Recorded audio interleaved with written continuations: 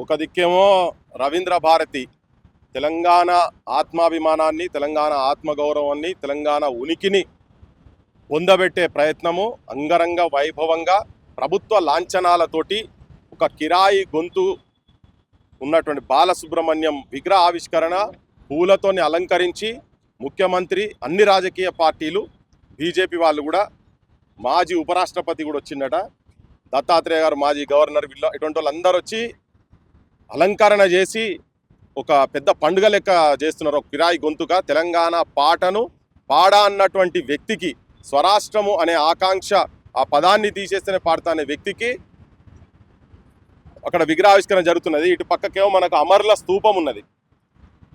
ఇది కట్టిన తర్వాత దీనికి ఇప్పటివరకు ఆవిష్కరణ జరగలేదు, ఇవాళటి రోజు వరకు కూడా. కానీ తెలంగాణ వచ్చిన తర్వాత కట్టింది ఇది అమర జ్యోతి. అక్కడ గన్ పార్క్ దగ్గర ఉన్నటువంటి ఎక్క యాదగిరి గారు కట్టినటువంటి వారు డిజైన్ చేసినటువంటి అసెంబ్లీ ముంగట ఉన్నటువంటిది కూడా ఆవిష్కరణ జరగలేదు. ఇది కూడా ఆవిష్కరణ జరగలేదు. ఇది ఆవిష్కరణ ఎందుకు చేస్తలేవు అని ఇప్పుడున్నటువంటి మావుడు సోగ్గాడు పోజులు కొట్టే ముఖ్యమంత్రి రేవంత్ రెడ్డి వచ్చి ఇక్కడికి వచ్చి రాహుల్ గాంధీని కూడా ఇక్కడ పట్టుకొచ్చి ఇక్కడ దూలాలకు అమరుల ఆత్మలు క్షోభిస్తున్నాయి, బాధపడుతున్నాయి, నీదెందుకు ఆవిష్కరణ చేయలేదని కేసీఆర్ను ప్రశ్నించింది ఇక్కడికి వచ్చి పిసిసి ప్రెసిడెంట్. కానీ ఇవాళ ఆయనే ముఖ్యమంత్రి అయిన తర్వాత ఆయనకి ఏమాత్రం కొద్దిగానన్నా ఇంగిత జ్ఞానం ఉన్నోడు కనుక అయ్యేది ఉంటే ఆత్మవిమర్శ చేసుకుంటే, ఇప్పుడు నీ పాలన వచ్చిన తర్వాత కూడా నువ్వు కూడా 2 ఏళ్ళు అయిపోయింది కదా, ఇప్పటిదాకా కనీసం అందులో అడుగు పెట్టలేదు. అది ఇప్పటివరకు ఆవిష్కరణ నోసుకోలేదు. బల్లులు గుడ్లు పెడుతున్నాయి అందులో, తేళ్ళు తొండలు తిరుగుతున్నాయి అందులో, పిట్టగూడ్లు పెడుతున్నాయి, గబ్బిలాలు తిరుగుతున్నాయి. నాయన మా అమరుల స్తూపమేమో, అమర జ్యోతి ఏమో ఇట్లా పాడైంది. మీరేమో అక్కడనేమో మీరు ఒక ఆంధ్ర పెట్టుబడిదారి, ఆంధ్ర అహంకారం చూపించినటువంటి, ఇలా ఆంధ్ర అహంకారమే కనబడుతున్నది మొత్తం. అక్కడ వచ్చిన వాళ్ళు మొత్తము అది ఒక పక్కకున్నది, ఇక్కడ ఒక పక్కకున్నది. తెలంగాణ అంటేనే త్యాగాల చరిత. మాముల్లా రేవుల్లా మట్టి పొత్తిళ్ళల్లా తొవ్వా పువ్వుల తీరు అమరులుంటారు అని యాడ చూసినా కానీ, ఏ ఊర్లో చూసినా అని త్యాగాల చరిత్ర మాది. సిరిమల్లె చెట్టు కింద లచ్చుమమ్మో నువ్వు సినబోయి కూసున్నావు ఎందుకమ్మో అని ఇలా తెలంగాణలో ఉన్నటువంటి లచ్చుమమ్మలంతా చిన్నబోయి కూర్చున్నారు.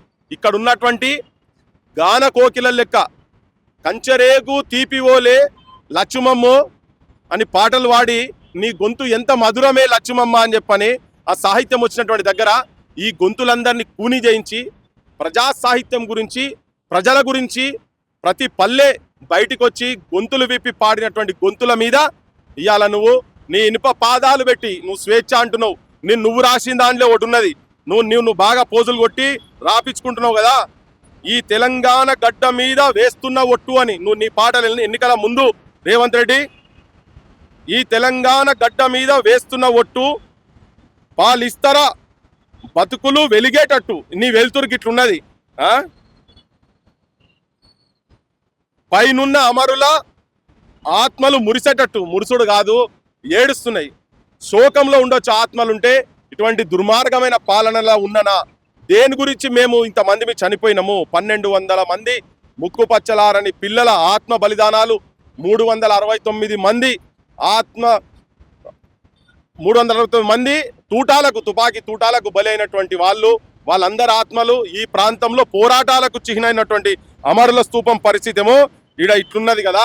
నేను ఇవాళ మీటింగ్ అటెండ్ అవుతున్నటువంటి ఈ సాంస్కృతిక సలహా మండలికి చైర్మన్ ఉన్నటువంటి కోదండరామ్ కూడా, అయ్యా మీ ఆత్మలు చచ్చిపోయినాయా?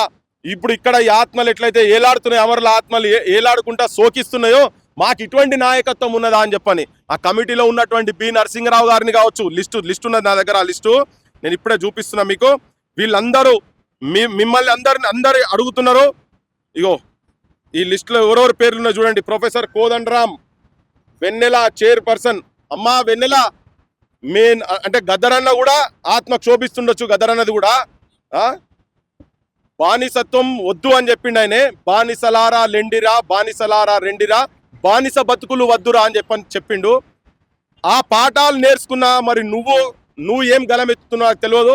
నిన్ను వ్యక్తిగతంగా ఏం క్రిటిసైజ్ చేయాలని కాదు, కానీ ఇలా ఒక సందర్భం వచ్చింది, తెలంగాణకు అవమానం జరుగుతున్నది.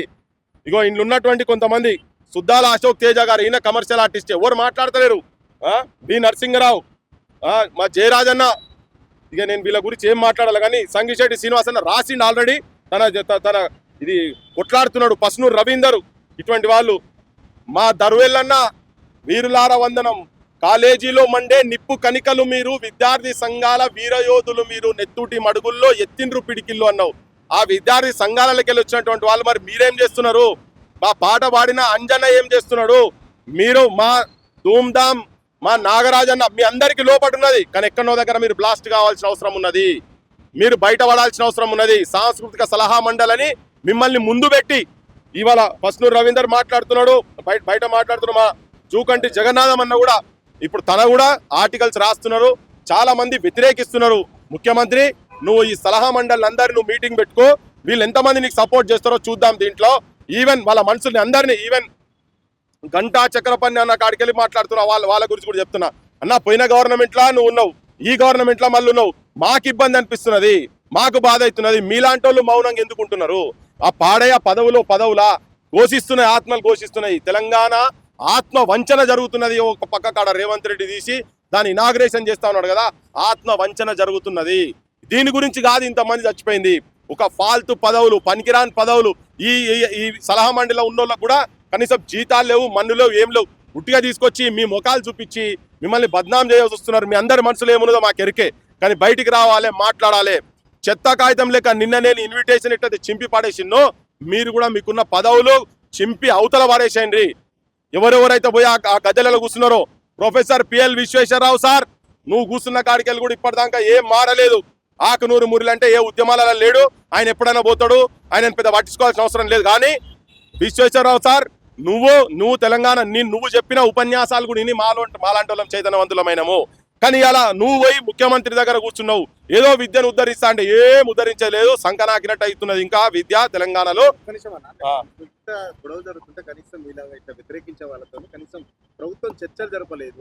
కనీసం అహంకారం, దురహంకారం. ఇప్పుడు ఆయన అన్నాడు కదా, ఇనుప కంచెలు దించేస్తా అని అన్నాడు కదా, కాదు, ఇనుప కంచెలతోనే చేస్తున్నాడు. ఇలా ఈడికి వచ్చేటందుకు నాకు కూడా చాలా ఇబ్బంది అయింది. ఇక్కడ ఇప్పుడు ఈ నిమిషంలో వ్యతిరేకిస్తున్నటువంటి వాళ్ళను పోలీస్ స్టేషన్లలో పెట్టినావు నువ్వు. ఆడ మొత్తం నీ పోలీసు ప్రహార, సెక్రటేరియట్, నీ అసెంబ్లీ, నీ గన్ పార్కు, రవీంద్ర భారతి, అమరజ్యోతి మొత్తం నీ పోలీసు వలయంలో మొత్తం నింపి ఇలా వాళ్ళు అక్కడ ఉన్నారు. కొంతమంది ఇబ్బంది పడుతున్నారు. కనీసం చర్చలు అన్నావు కదా, కరెక్ట్, ఆంధ్రోలన్నా చర్చ చేసిరు కావచ్చు, కానీ వీళ్ళు కనీసం చర్చ చేసినంటే ఏం జరుగుతుంది, ఏమైతే చూసుకుందాం. ఇదే అహంకారం, ఇదే ఫ్యూడల్ అహంకారం అంటే గిట్లనే ఉంటుంది. నిన్న చూపించింది కదా, ఒక అఖిలేష్ యాదవ్, దాదాపు 70 మంది ఎంపీలు ఉంటారు ఆయనకు, 120 మంది 130 మంది ఎమ్మెల్యేలు ఉన్నారు. కాలు మీద కాలేసుకొని ఆయన పక్కకు ఒక గౌరవం కూడా ఇవ్వకుండా, ఒక చైర్ లేకుండా, అంటే నెత్తికెక్కింది రేవంత్ రెడ్డికి, నెత్తికెళ్ళి. కొందరు అంటున్నారు, అరే నువ్వు రేవంత్ రెడ్డి గురించి ఎందుకు ఇంత మాట్లాడుతున్నా? మరి ఆయనే కదా ఇప్పుడు ఎవరు ఇవన్నీ, నేను పాటలు పాడి వినిపించినా కూడా ఆయనే కదా. మా గద్దర్ నరసింహకు ఇటువంటి వాళ్ళకు కూడా నేను విజ్ఞప్తి చేస్తున్నా, అన్న బంజైరి, ఈయన భజన బంజైరి, రెమ్మల రెల్లు రేవల రెల్లు వచ్చిండ్రు అని ఇవన్నీ ఇవన్నీ పాటలు దయచేసి బంద్ చేయండి. ఆయన తెలంగాణకు కంప్లీట్గా వ్యతిరేకం చేస్తున్నారు. మీరు ఇంకెవరికైనా పాటలు పాడరు, కానీ ఇటువంటి నాయకులకు మాత్రం దయచేసి మీరు పాటలు పాడొద్దు. నీకు కూడా నిన్ను పిలిచి ఒక శాలువ కప్పినోడు కూడా కాదు ఆయనే, కానీ అన్ని నీ తెలంగాణ తిరుగుతున్నాయి కదా. రాసేటోళ్ళకు పాడేటోళ్ళకు కూడా విజ్ఞప్తి చేస్తున్నా, ఇదొక పాయింట్, ఇదొక డెడ్ లైన్ కావాలి. తెలంగాణకు ఇంతమంది సావులకు సార్థకత లేకుండా వీళ్ళ త్యాగాలను పొందబెట్టే రీతిలో ప్రవర్తించినటువంటి ముఖ్యమంత్రికి ఈ రోజు నుంచే తెలంగాణ, ఇవాళ పొద్దున మాట్లాడుకుంటూ ఒక పెద్ద మనిషి రైటర్ మాట్లాడుకుంటూ చెప్పిండు, పృథ్వీ ఎక్స్ట్రీమ్ అయిపోయింది, ఇది సాలింగా ఇక్కడ నుంచి స్టార్ట్ కావాలి, ఎక్కడో దగ్గర స్టార్ట్ కావాలని. ఎంతో ఆశలతోటి నిరుద్యోగులు కూడా బయటకు వచ్చి నిన్ను అందరు సపోర్ట్ చేస్తే ఇలా వాళ్ళను లట్లతో కొడుతున్నాను, వాళ్ళే గుండెల మీద దంతున్నావు. మన యూనివర్సిటీ పోయి నువ్వు చేసింది ఏం లేదు, అక్కడ ఏం ప్రకటించలేదు, ఉద్యోగాలు ప్రకటించలేదు, ఆఖరికి నిన్ను కొమ్మలు ఇరిసి లట్లు పట్టుకొని వచ్చే కాడికి వచ్చింది. అదే నేను వైలెన్స్ సైడ్ పోవాలని నేను చెప్తలేను, కానీ ఏంటంటే ఇలా తెలంగాణ సమాజం మొత్తం మనల్ని అగౌరవపరుచుకుంటూ, ఇక్కడ ప్రాంతంలో ఉన్నటువంటి కవులను, ఇక్కడ ప్రాంతంలో ఉన్నటువంటి పోయెట్స్, పాటగాన్లు, రాతగాన్లు, జర్నలిస్టులు అందరు కూడా, కె శ్రీనివాస్ లాంటి వాళ్ళు కూడా బాధపడుతున్నారు. అల్లం నారాయణ సొంటోళ్ళు కూడా మాట్లాడినరు. ఇలా అందరు బయటికి రావాలి, బయటికి వచ్చి కూర్చోవాలి, దాన్ని తెరిచిన దాన్ని కూడా బంద్ చేపియాలి. ఇలా తెరుస్తున్నారు వాళ్ళు, అక్కడ అన్ఫ్లాగ్ చేస్తున్నారు, దాన్ని మొత్తం అన్కవర్ చేస్తున్నారు. కనుక అది బంద్ చేసేటట్టు అందరూ మొత్తం బయటకు వచ్చి మాట్లాడాల్సిన అవసరం ఉంది. బాలసుబ్రహ్మణ్యం ప్రపంచ గాయకుడు కాబట్టి రెండు రాష్ట్రాల్లో కూడా అతను విగ్రహాలు పెట్టి ఎందుకు తెలంగాణలో పెట్టినివ్వమని చెప్తా ఉన్నారని చెప్పి కళాకారులకు బౌండరీలు కడతారని చెప్పేసి కూడా అడుగుతారు. ఆయనే ఈ ప్రాంతానికి ఆంధ్ర ప్రాంతానికి చరిత్రలో డిఫరెన్సెస్ ఉన్నాయి. ఎట్లా డిఫరెన్స్ ఉందంటే ఈ ప్రాంతం అస్తిత్వం గురించి ఈడ ప్రజల జీవితాల గురించి ప్రజల సమస్యల గురించి సాహిత్యం రాసి జనం లోపల ఉండి కొట్లాడి జైల్లో పాలైన వాళ్ళు. మీకు ఈ సందర్భంలో ఒక వీడియో మీకు చూపించదలుచుకున్నా నేను. మా గూడ అంజన్న ఒకసారి ఒక సందర్భంలో తన ఒక పాట వాడిండు రవీంద్ర భారతిలో. ఆ పాట నేను మీకు వినిపించదలుచుకున్నా. ఆ పాట వాడుకుంటే తన చెప్తాడు, అంటే ఇక్కడ బాడుడు ఎంత ఇంపార్టెంట్ అనే దాని విషయంలో చెప్తా ఉంటాడు తన. ఒక్కటే సెకండు, ఒక్క నిమిషం. తను ఏం చెప్తాడంటే రవీంద్ర భారతిలో వీడియో సడన్ గా దొరకలేదు నాకు. రవీంద్ర భారతిలో దొరయేందిరో దొరతనమేందిరో, సుత్తె మనది, కత్తి మనది, పార మనది, పలుగు మనది, నడుమ దొరయేందిరో దొరతనమేందిరో, తర్వాత దాని గదరన్న దొరయేందిరో దొర పీకుడేందిరో అని. నేను 16వ ఏట ఉన్నప్పుడు అసెంబ్లీ ముంగట నేను ఈ పాట వాడుకుంటూ తిరుగుబాటు చేసి మాట్లాడుతున్నప్పుడు, ప్రజల సమస్యల గురించి మాట్లాడుతున్నప్పుడు రవీంద్ర భారతి దగ్గర చూసినాక ఈ రవీంద్ర భారతిలో ఎన్నడో నేను ఒక రోజు పాట పాడాలి అని చెప్పని ఆయనకు అనిపించిందట. ఎందుకంటే అది తెలంగాణ కళారూపాలకు, తెలంగాణ అస్తిత్వానికి ప్రతీక. అటువంటి అంటే ఈ ప్రజల గురించి సాహిత్యం రాసి ఇట్లా చాలా మంది ఉన్నారు. నేను కంటిన్యూస్గా ఆ పేర్లు చెప్తూనే ఉన్నా. అంటే గూడ అంజన్న కోరిక ఏంటంటే ఆ వేదిక మీదనే చెప్పిండు, రవీంద్ర భారతి వేదిక మీదగా ఈ పాట ఒక చరణం పాడి చెప్పిండు. ఇవాళ నాకు ఆ పాట సార్థకమైంది, నేను ఇక్కడ పాడినా అని అన్నాడు కదా. అంటే ఇట్లా ఆయన బాలసుబ్రహ్మణ్యం లెక్క కమర్షియల్ ఆర్టిస్టులు కాదు కదా. ఇక్కడ ఎంతో సాహిత్యం, ఇప్పుడు నేను చాలా పాటలు నిన్న మొన్న కూడా చాలా పాటలు పాడి వినిపిస్తా ఉన్నా. ఇటువంటి సాహిత్యం పాడిన వాళ్ళు ఎవ్వరికి కూడా వాళ్ళ ఇలా ఇంటికాడికి పోతే బుక్కడి బువ్వ కూడా లేదు, కనీసం గౌరవం కూడా దక్కలే కదా. సో ఇక్కడ మీరు ప్రపంచ స్థాయి అంటున్నారు కదా, ఈయన ఒక కిరాయి ఆర్టిస్టు. నేను చెప్తున్నా, పైడి జయరాజు చరిత్ర మాట్లాడినరా, ప్రభాకర్ రెడ్డి గారి గురించి మాట్లాడుతున్నారా, కత్తి కాంతారావు గురించి మాట్లాడుతున్నారా, సినిమా ఇండస్ట్రీ గురించే చెప్తున్నా నేను, వాళ్ళ గురించి మాట్లాడతలేరు కదా. మా నారాయణ గారి గురించి మాట్లాడుతున్నారా, లేకపోతే మన జైళ్లలో ఉండి రాసినటువంటి వాళ్ళ సాహిత్యం వాళ్ళ గురించి మీరు ఏమైనా మాట్లాడుతున్నారా? ఇక్కడ ఎవరు మాట్లాడతలేరే. మా తెలంగాణ కోటి రతనాల వినాన్ని రాసినటువంటి దాశరథి కృష్ణమాచార్య గురించి మాట్లాడుతున్నారా? ఎవరు మాట్లాడతారా? ముచ్చట సత్యనారాయణ గారి గురించి మాట్లాడుతున్నారా? ఇంతెందుకు గద్దరన్న విగ్రహమే పెట్టాలి కదా ఫస్ట్. గద్దరన్న కన్నా పెద్ద మొగోడు అయినా పెద్ద ఐకానా?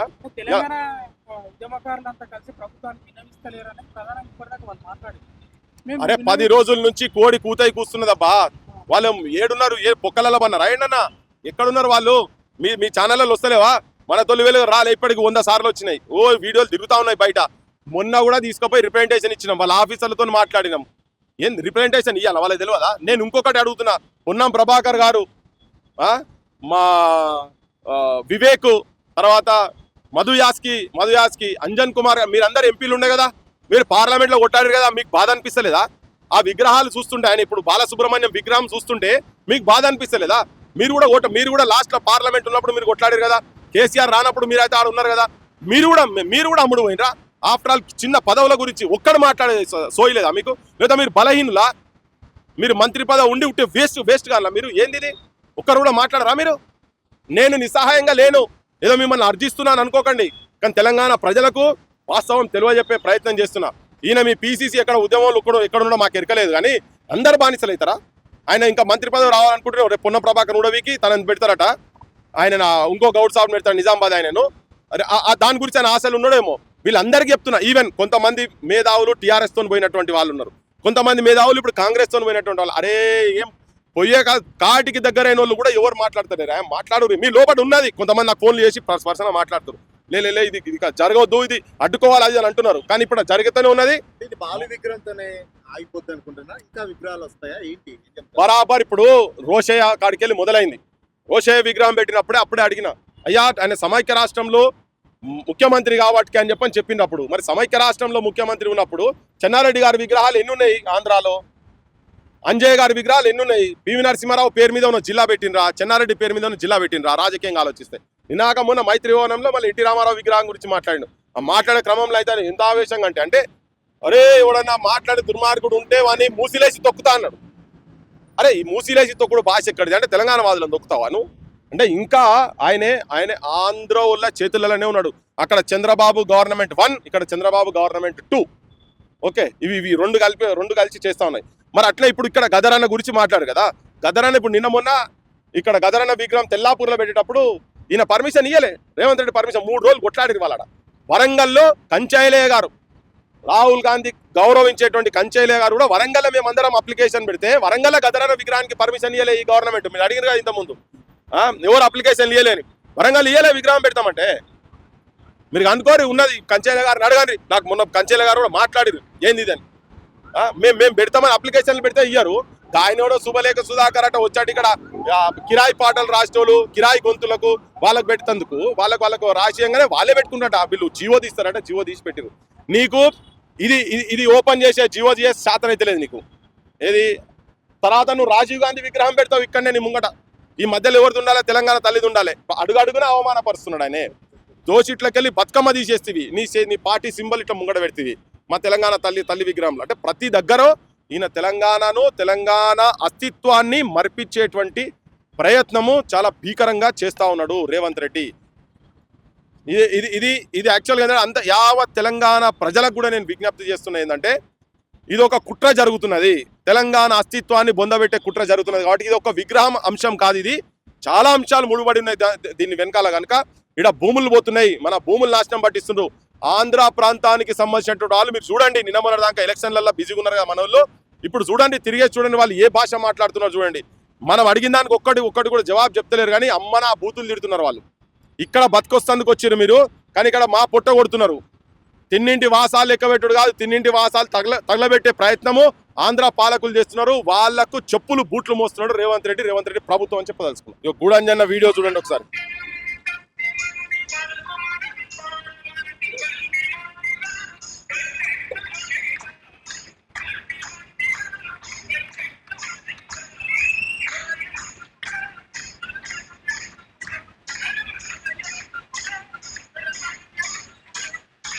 మాటలు